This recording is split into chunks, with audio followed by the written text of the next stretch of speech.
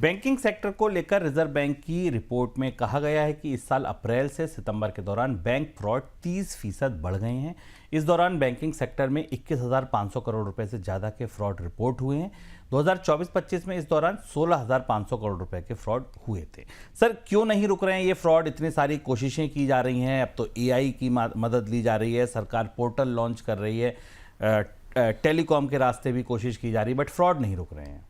Fraud system अभी भी उतना मजबूत और रिजिलियंट नहीं है। जो आरबीआई की रिपोर्ट बताती है कि फ्रॉड के अमाउंट काफ़ी बड़े हैं, संख्याएं तो कम हुई हैं लेकिन बड़े आकार के फ्रॉड है, उसमें काफ़ी बड़ी बढ़ोतरी दिखती है। अगर आप पहली छमाही के हिसाब से देखें तो दूसरी छमाही में 16,569 करोड़ से बढ़कर ये 21,515 करोड़ रुपए के हो गए, जबकि नंबर कम हुए हैं। इसलिए ऐसा लगता है ऐसे छोटे फ्रॉड्स तो रोके जा पा रहे हैं, लेकिन जो बड़े बड़े फ्रॉड हैं वो नहीं रुक पा रहे हैं, और उसमें भी खासतौर से जो लोन से जुड़े हुए फ्रॉड हैं। आरबीआई की रिपोर्ट ये बता रही है कि जो एडवांस और लोन से जुड़े हुए फ्रॉड हैं, कार्ड्स और इंटरनेट से जुड़े हुए फ्रॉड्स हैं, ये ज़्यादा बड़े हो रहे हैं। तो इसलिए ये संकेत भी है ग्राहकों के लिए कि इंटरनेट और कार्ड से क्रेडिट कार्ड की चोरी और उससे जो लोग उसका जो दुरुपयोग कर रहे हैं वो काफ़ी बड़ा है। और अगर पूरे साल की तस्वीर आप देखें तो टोटल फ्रॉड का अमाउंट 34,000 करोड़ रुपए के आसपास पहुंच गया, जो 2024 में 11,000 करोड़ था।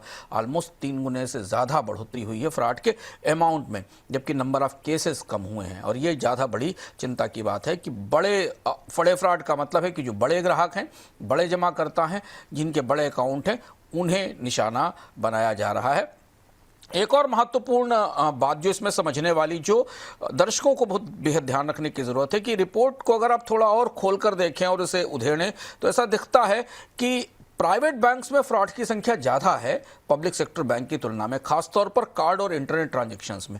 इसलिए बेहद ध्यान रखें कि प्राइवेट बैंक्स की सिक्योरिटी अब उतनी अच्छी नहीं दिख रही है जैसे हम पहले देखते थे कि प्राइवेट बैंक एफिशिएंट थे या वो आपकी सुरक्षा करते थे। आरबीआई की रिपोर्ट कह रही है कि निजी बैंकों में के कार्ड रखने वालों पर और निजी बैंकों की इंटरनेट सेवा इस्तेमाल करने वालों को ज़्यादा फ्रॉड्स का सामना करना पड़ रहा है, जबकि पब्लिक सेक्टर बैंक्स में जो फ्रॉड हैं वो लोन से जुड़े हुए, एडवांस से जुड़े हुए हैं, यानी कंज्यूमर से जुड़े हुए फ्रॉड की संख्या प्राइवेट बैंकों में ज़्यादा है, और जो लोन से जुड़े हुए फ्रॉड हैं जिसमें कि बैंक के प्रबंधन पर भी सवाल उठते हैं, ये फ्रॉड्स सरकारी बैंकों में ज़्यादा है।